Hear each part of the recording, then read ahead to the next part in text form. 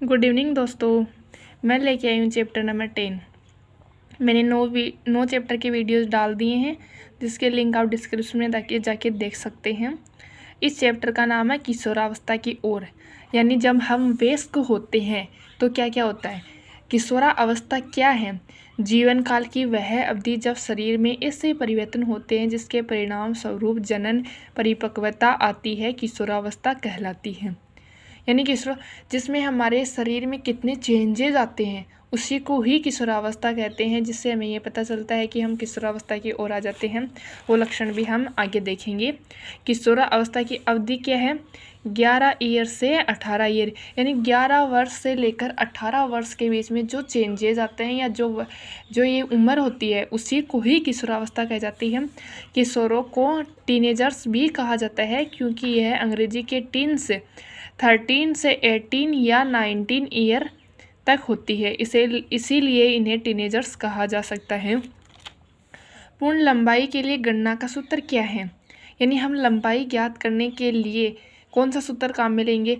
वर्तमान लंबाई जो सेमी में नापेंगे और वर्तमान आयु में पूर्ण लंबाई का प्रतिशत, उसको मल्टीप्लाई करेंगे 100 से। एग्जाम्पल है एक लड़का जिसकी आयु 9 वर्ष है तथा लंबाई 120 सेमी है, वर्ती काल की समाप्ति पर उसकी अनुमानित लंबाई होगी। यानी हमें यहाँ पर आयु कितनी दे रखी है? 9 वर्ष दे रखी है और लंबाई 120 सेमी दे रखी है। 9 वर्ष की अगर हम प्रतिशत में निकालेंगे तो इसकी 75% आएगी और इसको मल्टीप्लाई करेंगे 100 से, तो 24/15, 15 में 2400 में 15 का भाग देंगे तो यहाँ पर कितना आएगा? 160 सेमी, यानी उसकी अनुमानित लंबाई कितनी होगी? 160 सेमी। अगला क्वेश्चन है यौनारंभ में होने वाले परिवर्तन कौन कौन से हैं? पहली है लंबाई में वृद्धि, शारीरिक आकृति में परिवर्तन, स्वर में परिवर्तन, स्वेद व तेल ग्रंथियों की क्रियाशीलता में वृद्धि, जनन अंगों का विकास, मानसिक बौद्धिक व संवेदनात्मक परिपक्वता प्राप्त होना। यानी हमारी हाइट बढ़ने लग जाती है। शारीरिक आकृति में परिवर्तन होता है कि हमारे शरीर के अंग विकसित होने लग जाते हैं। स्वर में परिवर्तन, लड़कियों की आवाज़ तीखी हो जाती है, बारीक हो जाती है और लड़कों की आवाज़ मोटी होने लग जाती है। स्वर यंत्र के कारण स्वेद व तेल ग्रंथियों की क्रियाशीलता में वृद्धि होती है। जनन अंगों का विकास होता है। मानसिक बौद्धिक, यानी हमारी मानसिक स्थिति या सोचने की क्षमता भी बढ़ती है। अगला क्वेश्चन है लड़कों की आवाज़ फटने का क्या कारण है? यह एक लक्षण है किशोरावस्था या यौनारंभ का। इसमें यह लड़कों की आवाज़ फटती क्यों है? इसका कारण है स्वर यंत्र अथवा लेरिंग्स में वृद्धि प्रारंभ, यानी लड़कों का स्वर यंत्र बढ़ने लग जाता है, जिससे एडमस एपल किसे कहते हैं? लड़कों में बढ़ता हुआ स्वर यंत्र गले के सामने की ओर सुस्पष्ट उभरे भाग के रूप में दिखाई देता है, जिसे एडमस एपल या कंठमणि कहते हैं। हमें एग्जाम पे ये क्वेश्चन इससे भी पूछा जा सकता है कि कंठमणि किसे कहते हैं, इसलिए आपको कन्फ्यूज होने की ज़रूरत नहीं है कि एडमस एपल को ही कंठमणि कहा जाता है। लड़कों में बढ़ता हुआ स्वर यंत्र जो गले के सामने उभरे, हम लड़के और लड़की और लड़कियों में हम स्वर यंत्र के कारण भी स्वर यंत्र के कारण भी उनमें पहचान कर सकते हैं कि लड़का कौन है और लड़की कौन है। लड़कों में तो स्वर यंत्र बढ़ता हुआ दिखाई देगा और लड़कियों में थोड़ा अंदर दबा हुआ होगा। अगला क्वेश्चन नोट के रूप में देखेंगे स्वेद ग्रंथि, तेल ग्रंथि तथा लार ग्रंथि जैसी कुछ ग्रंथियां अपना स्राव वाहिनियों द्वारा स्रावित करती हैं। अंतःस्रावी ग्रंथियां हार्मोनों को सीधे रुधिर प्रवाह में निर्मोचित करती है, इसलिए इन्हें नलिका विहीन ग्रंथियां भी कहते हैं। स्वेद ग्रंथि, तेल ग्रंथि तथा लार ग्रंथि कैसी वाहिनियां या कैसी ग्रंथियां हैं? ये नलिका विहीन है, क्योंकि इनमें नलिका ही नहीं पाई जाती है। अगला क्वेश्चन है गौण लैंगिक लक्षण लिखो। युवावस्था में लड़कियों में स्तनों का विकास होने लगता है, लड़कों के चेहरे पर बाल उगने लगते हैं, दाढ़ी मूंछ आने लगती है, लड़कों के सीने पर बाल आ जाते हैं, लड़कों व लड़कियों दोनों में ही बगल व जांघ के ऊपरी भाग अथवा प्यूबिक क्षेत्र में भी बाल आ जाते हैं। ये गौण लैंगिक लक्षण हम अपने खुद के अंदर भी देखते हैं तो हमें ये चेंजेस दिखाई देते हैं, इसीलिए हम पता लगा सकते हैं कि हम किशोरावस्था में हैं। अगला क्वेश्चन है हार्मोन किसे कहते हैं? कुछ जो चेंजेज आते हैं वो हमारे अंदर हार्मोन्स के कारण आते हैं। यानी हमें गुस्सा किसकी वजह से आता है, ये भी हमारे हार्मोन्स के, हार्मोन ज़्यादा, हमारी हाइट बढ़ती है वो भी हार्मोन्स के कारण, हाइट कम रह जाती है वो भी हार्मोन्स के कारण होती है। इसके बारे में पढ़ेंगे। हार्मोन क्या है? हार्मोन किसी अंतःस्रावी कोशिका अथवा ऊतक द्वारा उत्पादित व स्रावित एक विशिष्ट रसायन होता है। रक्तधारा में पहुंचकर ये हार्मोन शरीर के समस्त भागों में परिसंचरित होता है। इसीलिए ये सारे शरीर में हर एक भाग से, हमारे हर एक अंग से अलग अलग चीज़ें अलग अलग तरीके से काम करती है। उसी तरह पूरे शरीर में हार्मोन्स होते हैं, इसलिए हर एक अंग अलग तरह से काम करते हैं। इन्हें रासायनिक दूत भी कहा जाता है। पीयूष ग्रंथि को मास्टर ग्रंथि या मास्टर ग्लैंड भी कहा जाता है, क्योंकि ये सारी ग्रंथियों को नियंत्रण करती है, सारी ग्रंथियों को आदेश देती है, उन्हें कंट्रोल करने का कार्य करती है। यौनारंभ में पुरुषों में कौन कौन से हार्मोन स्रावित होते हैं? एंड्रोस्टेरोन हार्मोन और टेस्टोस्टेरोन हार्मोन। स्त्रियों में oestrogen hormone, progesterone hormone. Progesterone hormone का क्या कार्य होता है? गर्भावस्था हार्मोन भी कहा जाता है, क्योंकि प्रोजेस्टेरोन हार्मोन स्त्रियों में गर्भावस्था के या शिशु को जन्म देते समय ये हार्मोन ज़्यादा स्रावित होता है। अगला क्वेश्चन है, रजोदर्शन किसे कहते हैं? यदि अंडाणु का निषेचन नहीं हो पाता है तब उस स्थिति में अंडाणु तथा गर्भाशय का मोटा स्तर उसकी रुधिर वाहिकाओं सहित निस्तारित हो जाता है। इसे स्त्रियों में रक्तस्राव होता है, जिसे ऋतुस्राव अथवा रजोधर्म कहते हैं। यह 12 से 14 ईयर की उम्र में लड़कियों में प्रारंभ हो जाता है, जिसे हम आर्तव चक्कर या उसे रजोदर्शन या जिसे नॉर्मली महिलाओं में इसे कहा जाता है मंथ यानी महावरी चक्र भी कहा जाता है। स्तनधारियों में प्रजनन चक्र 2 प्रकार का होता है, मध्य चक्र और आर्तव चक्र। इसको हम विस्तार से देख रहे हैं कि रजोदर्शन ये किस तरह से काम करता है। मध्य चक्र ज़्यादातर पशुओं में होता है, मध्य चक्र कुछ समय के लिए होता है, इसकी एक लिमिटेड टाइम होता है, लैंगिक परिपक्वता से संबंधित होता है। प्राइमेट स्तनधारियों को छोड़कर सभी स्तनधारियों में यह एक चक्र पाए जाते हैं। इस अवधि में मादा जंतु नर को सहवास हेतु ग्रहण करती है। आर्तव चक्र क्या है? महिलाओं में महावरी चक्र पाया जाता है, जिसमें एस्ट्रोजन सतत रूप से स्रावित होता है। यानी कौन सा हार्मोन होता है? एस्ट्रोजन, जिसके परिणाम स्वरूप मादा जनन तंत्र में नियमित चक्रीय परिवर्तन होते रहते हैं, जिन्हें आर्तव चक्र कहते हैं। ये 12 से 14 माह की उम्र में स्टार्ट हो जाता है। इसे हम जैसे नॉर्मल भाषा में पीरियड भी कहते हैं। और रजस्राव 3 से 5 दिन तक रहता है। रजस्राव 5 से 3 दिन तक रहता है।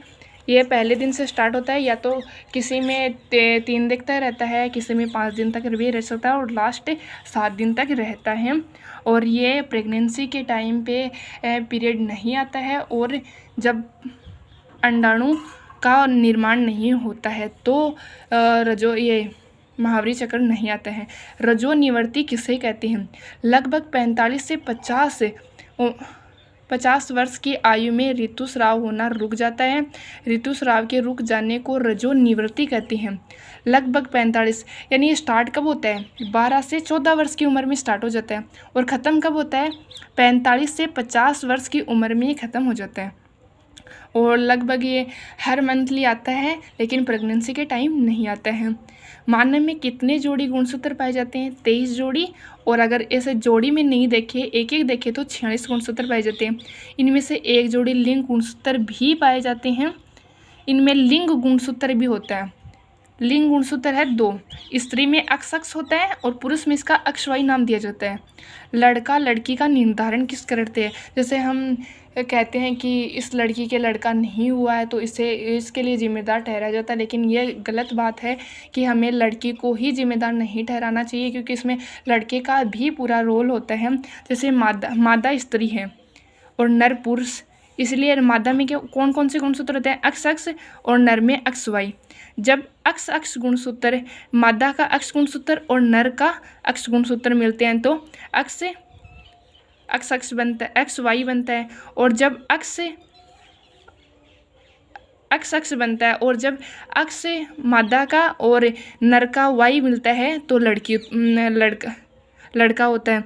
इसीलिए जैसे अक्स वाई होगा तो लड़का होगा, अक्स अक्स होगा तो लड़की होगी। यानी मादा की तो दोनों अक्स अक्स ही है, ये तो होनी ही है। और इसमें डिपेंड करता है पुरुष, पुरुष का वाई गुणसूत्र कांटेक्ट में आ रहा है या अक्स गुणसूत्र। वाई आ रहा है तो लड़का होगा और अक्स आ रहा है तो लड़की होगी।